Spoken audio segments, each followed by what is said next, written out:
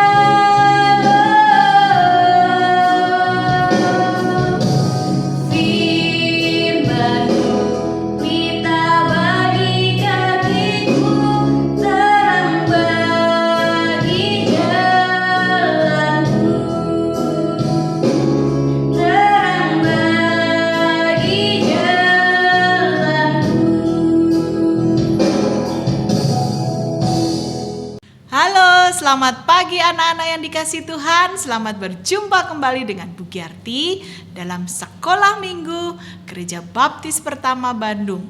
Nah, anak-anak yang dikasihi Tuhan, khususnya anak asuhan dan Indria, bagaimana kabar kalian? Semua sehat? Puji Tuhan. Ya, kita terus berdoa supaya semua keadaan ini cepat menjadi baik, sehingga kita bisa bertemu kembali dan kita dapat sekolah minggu bersama-sama di gereja. Pengen gak? Ada yang angkat tangan. Pengen pasti ya semuanya berkumpul di gereja seperti dulu lagi. Dan juga bisa belajar bersama-sama firman Tuhan setiap hari Minggu. Karena itu jangan lupa terus berdoa ya, supaya pandemi COVID-19 dapat segera berakhir. Yuk kita sebelum melanjutkan sekolah minggu kita pagi ini, kita akan berdoa terlebih dahulu. Ya, Bu Giarti akan memimpin kita sekalian dalam doa. Mari kita berdoa. Tuhan Yesus yang baik, terima kasih pagi ini kami dapat bertemu kembali dalam kelas sekolah minggu. Dan saat ini Tuhan, kami siap mendengar firman Tuhan. Kiranya Engkau yang menolong kami dan memberkati kami saat kami mendengar firman-Mu. Sehingga kami dapat mengerti setiap firman yang Tuhan sampaikan kepada kami. Hanya di dalam nama Tuhan Yesus Kristus kami berdoa dan kami bersyukur. Amin. Nah, anak-anak yang dikasih Tuhan, sebelum kita belajar lebih lanjut dalam Alkitab, saya, Bu Giarti, pagi ini mau bertanya dulu nih sama anak-anak. Ada enggak di antara kalian yang pernah mengalami satu keadaan yang sulit sekali, sehingga membuat kita menjadi sedih, membuat kita menjadi susah, membuat kita menjadi, aduh gimana ya gitu. Pernah nggak ada yang ngalamin keadaan sulit? Nah, kalau misalnya anak-anak nggak mengerti keadaan sulit yang seperti apa sih yang dimaksudkan, coba sekarang bertanya sama mama yang ada di rumah atau papa, bertanya begini, Pak, kita pernah nggak sih ngalamin keadaan sulit? Atau Mah, keadaan sulit apa yang pernah kita alami? Nah, izinkan Papa atau Mama menceritakannya buat kamu. Siap? Bu Giarti kasih waktu dalam beberapa waktu ini ya, supaya kalian bisa cerita sama Papa Mama. Oke, nah sekarang Bu Giarti juga mau cerita. Bu Giarti juga pernah ngalamin keadaan sulit. Pada waktu itu kakak Aura tiba-tiba sakit, panas badannya. Terus beberapa hari gak turun-turun panasnya. Kemudian dibawa ke dokter dan dokter bilang, wah ini harus dicek ke laboratorium. Wah habis itu kakak Aura diambil darahnya dan dicek ke laboratorium. Lalu kata dokter hasilnya ternyata kena penyakit demam berdarah. Wah ini pasti gara-gara nyamuk ya.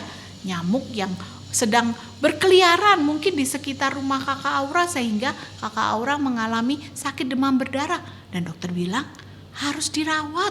Waduh, Bu Giarti sedih sekali, kenapa harus dirawat di rumah sakit padahal lagi keadaan COVID. Jadi sempat khawatir, aduh gimana ya, ini sulit sekali. Bu Giarti bilang sama Pak Dokter, Pak Dokter boleh nggak kalau dirawat di rumah?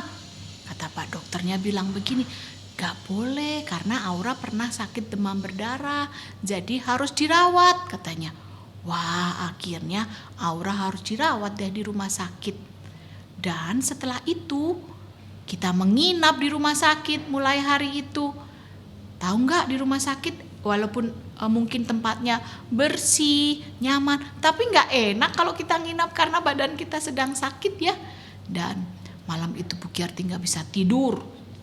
Tapi puji Tuhan kakak Aura bisa tidur. Sehingga akhirnya cepat sembuh. Semuanya karena apa? Pertolongan Tuhan. Karena Bu Giarti bersama kakak Aura dan juga dengan Pak Jeffrey berdoa kepada Tuhan, meminta kepada Tuhan supaya Aura cepat sembuh. Sehingga cepat pulang dari rumah sakit. Nah itu contoh keadaan sulit yang pernah kita alami dalam hidup kita. Tetapi yang membahagiakan adalah dalam keadaan sulit itu Tuhan menolong kita sehingga kita mampu melewati semuanya itu. Dan pada akhirnya kita semua bersukacita karena Tuhan menjadi penolong buat kita. Nah mungkin anak-anak semua, adik-adik semua di rumah punya cerita yang sama. Mungkin saat ini sedang mengalami keadaan sulit oleh karena ya kita semua dalam keadaan sulit ya sekarang. Pandemi COVID belum berakhir sehingga kita gak bisa pergi ke sekolah minggu, gak bisa beribadah di gereja, gak bisa pergi sekolah setiap hari. Nah tentu itu menjadi keadaan sulit juga buat kita. Tapi kita tidak boleh putus asa. Kita harus terus berdoa kepada Tuhan, meminta supaya Tuhan menolong kita bisa keluar dari keadaan sulit itu. Dan mungkin ada cerita yang lain.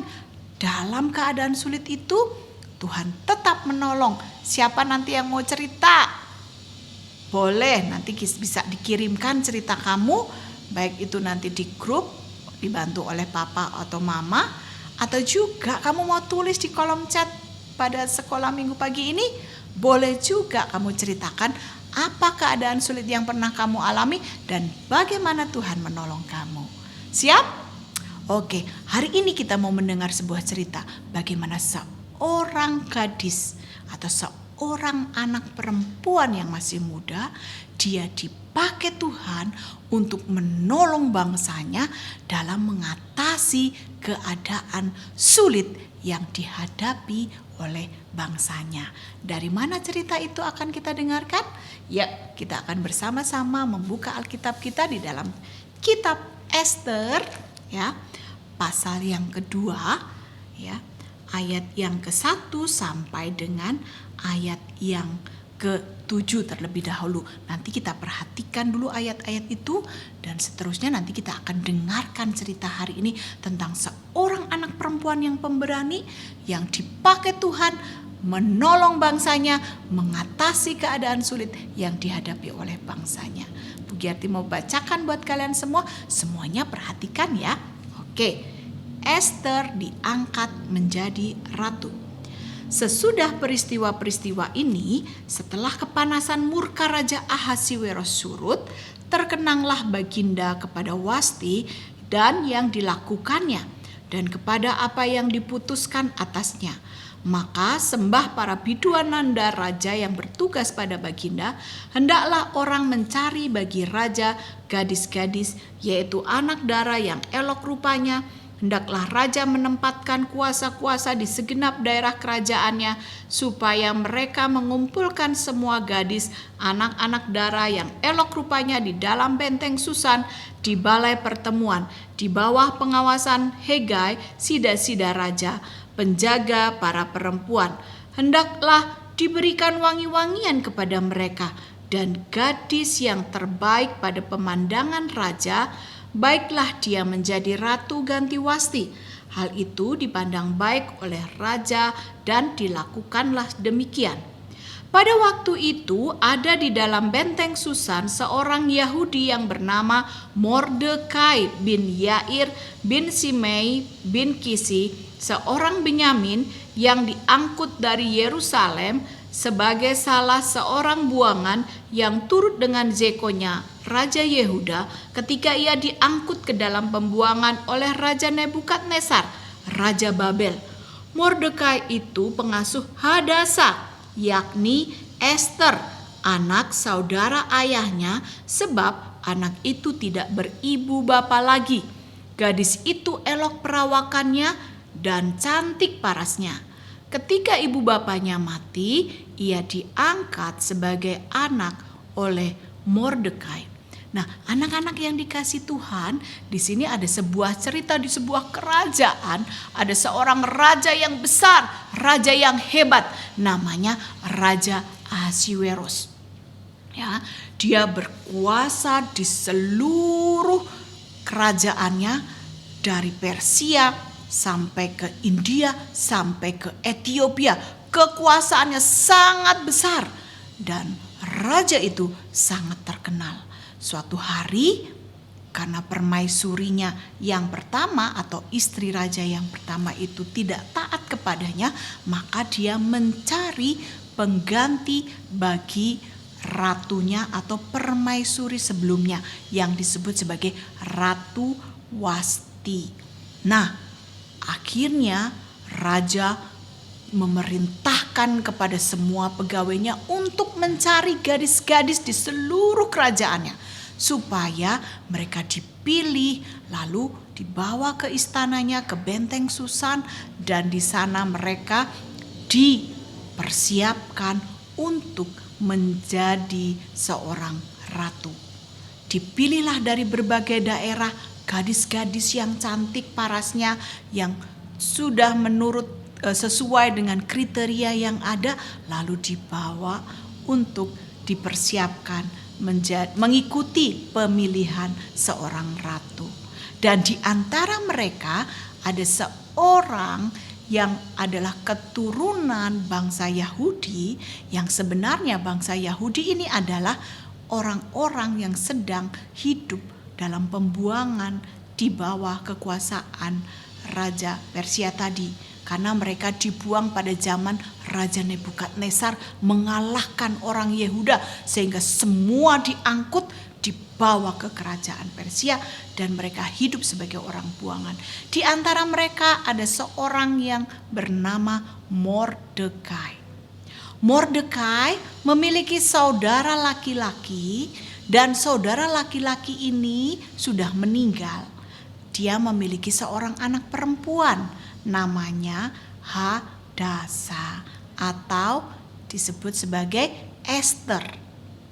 Lalu Bapak Mordekai ini sebagai saudara sepupunya Esther menyuruh Esther untuk mengikuti pemilihan ratu tadi. Dan dia diangkut menuju benteng Susan dan di sana dia dikarantina. Dia disiapkan untuk menjadi atau mengikuti pemilihan seorang ratu. Dan ketika tiba gilirannya pemilihan ratu itu tiba, Esther atau Hadasa tadi dia datang kepada raja dan karena Esther elok parasnya atau cantik wajahnya, tetapi kecantikannya itu juga terpancar dari hatinya, maka raja memiliki perhatian kepada Esther dan akhirnya raja mengulurkan tongkatnya kepada Esther dan mulai hari itu Esther diangkat menjadi ratu pengganti Wasti. Wah, luar biasa sekali ya. Esther yang adalah anak dari keluarga yang sebenarnya mereka adalah orang-orang buangan, tetapi dia mendapat kesempatan yang baik sehingga dia dipilih menjadi ratu menggantikan Ratu Wasti. Sejak saat itulah Esther menjadi ratu. Nah, bagaimana kisah selanjutnya? Apa yang terjadi selanjutnya? Kita akan dengarkan bersama-sama terlebih dahulu. Tayangan berikut ini kalian dapat melihat bahwa Esther ketika dia menjadi ratu atau menjadi istri dari Raja Ahasiweros tadi, dia dapat menjadi seorang ratu yang pemberani. Dalam hal apakah Ratu Esther pemberani? Kita akan dengarkan dulu cerita berikut ini.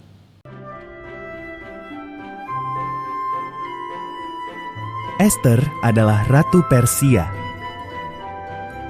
Raja Ahasiweros, suami Esther, tidak tahu rahasia Esther.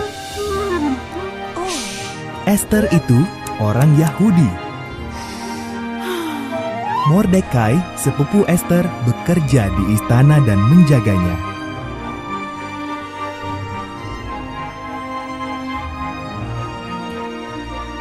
Haman, penasehat Ahasiweros, baru menerima penghargaan. Ia sangat bangga.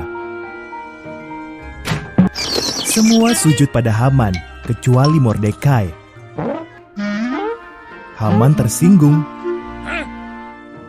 Ia bersumpah akan membunuh Mordekai dan semua orang Yahudi.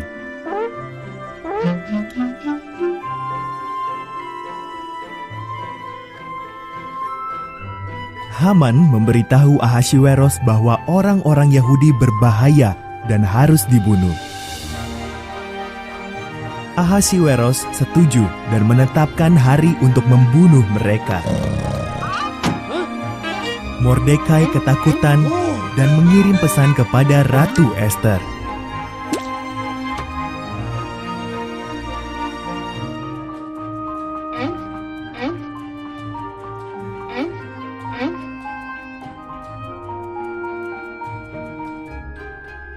Ubahlah rancangan Baginda Raja, pesan Mordekai. Jika aku menghadap raja tanpa dipanggil, aku bisa dihukum mati, jawab Esther. Mungkin justru untuk saat inilah kau dijadikan ratu, kata Mordekai.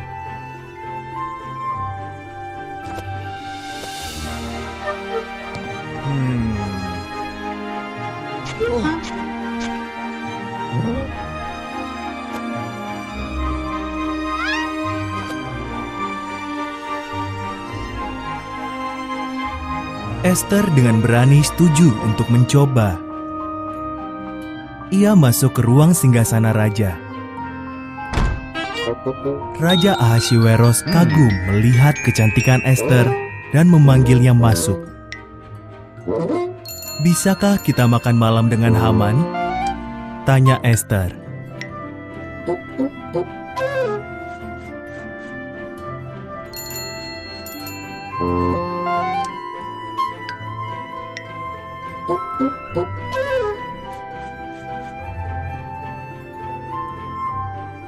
Haman sedang membangun tiang gantungan besar di belakang rumahnya.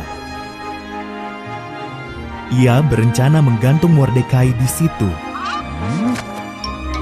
Lalu datanglah undangan raja.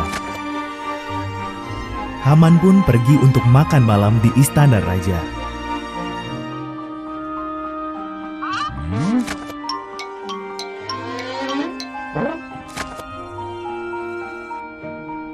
"Ada orang yang ingin membunuhku dan bangsaku Yahudi," kata Ester pada Ahasiweros.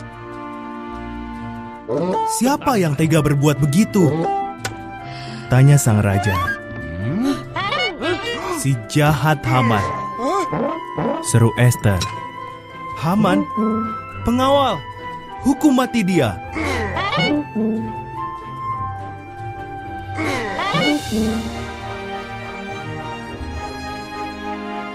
Haman pun digantung di tiang yang didirikannya untuk Mordekai.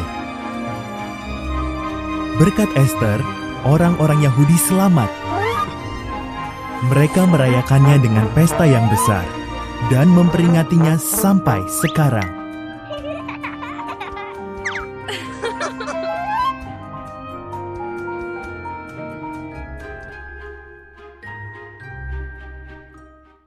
Ya, kita sudah melihat tadi ya video kelanjutan dari cerita kita hari ini. Dikatakan bahwa suatu hari bangsanya Ester, yaitu bangsa Yahudi yang tinggal di pembuangan di negeri di bawah kekuasaan Ahasiweros, sedang dalam ancaman yang besar karena ada seorang yang jahat yang bernama Haman ingin membinasakan semua bangsa Yahudi. Tetapi Tuhan memakai Ratu Ester menjadi penolong bagi bangsanya. Dengan kekuatan yang dari Tuhan dan dengan kepercayaan kepada Tuhan, Ester mengajak seluruh bangsanya untuk berdoa dan berpuasa, meminta pertolongan dari Tuhan supaya bangsanya dibebaskan dari kesulitan atau dari ancaman pembinasaan oleh Haman. Nah, sesungguhnya perlu kita tahu bahwa sebenarnya dalam kitab Ester, nama Tuhan tidak pernah disebutkan sekalipun. Tetapi dari kisah Ester kita dapat melihat bahwa Tuhan berkuasa atas seluruh alam semesta dan Tuhan berkuasa menyelamatkan umatnya dari pembinasaan. Oleh karena ada orang-orang yang sungguh percaya kepada Dia. Seperti siapa? Seperti Ratu Ester dan juga Mordekai. Sebagai orang yang sungguh takut Tuhan, sebagai orang yang sungguh percaya bahwa sekalipun tidak ada pertolongan dari mana-mana, tetapi Mordekai pernah berkata, "Aku percaya bahwa akan ada pertolongan dari tempat lain untuk membebaskan bangsaku dari kesulitan ini." Itu merupakan sebuah keyakinan. Percaya kepada Tuhan, hanya Tuhan yang sanggup menolong. Dan kita dapat lihat dalam cerita tadi bahwa betul Tuhanlah yang menolong bangsa Israel, menolong orang-orang Yahudi yang hidup dalam pembuangan dan di bawah ancaman kebinasaan. Dan akhirnya mereka diselamatkan oleh karena Ester memiliki keberanian menghadap kepada raja, meminta permohonan kepada raja. Dan sebelum itu tentu Ester membawa pergumulannya dalam doa. Dan Tuhan menjawab doa mereka. Nah, anak-anak yang dikasihi Tuhan, keadaan sulit apapun yang saat ini kamu alami, yuk kita terus berdoa kepada Tuhan. kita sampaikan apa kesulitan kita kepada Tuhan. Mungkin ada anggota keluarga kita yang sedang sakit, mungkin ada teman kita yang sedang sakit, atau mungkin kita sendiri yang sedang sakit. Mari kita berdoa kepada Tuhan. Dan juga mari kita berdoa untuk bangsa Indonesia, supaya Tuhan menolong bangsa Indonesia dari pandemi ini, sehingga semua dapat segera berakhir. Nah, apa aktivitas kita hari ini? Hari ini kita mau membuat sebuah kantong doa, ya. Nanti kita akan bersama-sama dengan papa atau mama kita membuat kantong doa. Nanti kamu yang sudah bisa menulis, tuliskan pokok doa kamu, masukkan ke dalam kantong doa itu, dan doakan itu setiap hari bersama keluargamu. Nanti suatu hari kalau doamu dijawab oleh Tuhan, kamu boleh bersaksi kepada temanmu, bersaksi kepada papa mamamu, bersaksi kepada guru-gurumu dalam kelompok-kelompok atau dalam kelas-kelas pertemuan mingguan, ya. Siap semuanya? Oke, kita akan bersama-sama mengakhiri pertemuan sekolah minggu kita pagi ini. Semuanya akan berdoa. Mari kita berdoa. Tuhan Yesus yang baik, terima kasih untuk firman-Mu hari ini, firman yang sungguh indah yang Tuhan berikan kepada kami. Engkau yang memimpin kami, memampukan kami untuk kami terus berserah kepada Tuhan dalam keadaan apapun yang kami alami. Terima kasih Tuhan, hanya di dalam nama Tuhan Yesus Kristus kami berdoa dan kami bersyukur. Amin. Oh ya, jangan lupa setelah ini kita akan menghafalkan ayat hafalan kita. Nanti ayat hafalan akan ada di dalam video yang kalian tonton hari ini. Dan setelah itu jangan lupa kita juga akan mengirimkan video ayat hafalan kamu di grup orang tua. Sampai bertemu dalam pertemuan yang akan datang. Tuhan Yesus memberkati.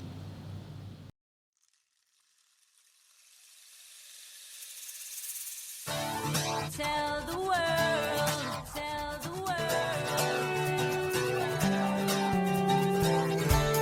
tell the world, tell the world.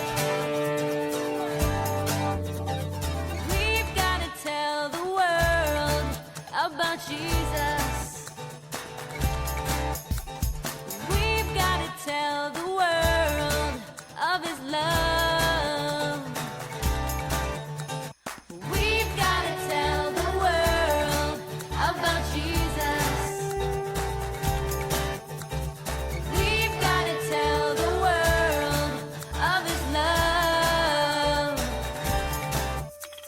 Let's walk home, we're talking.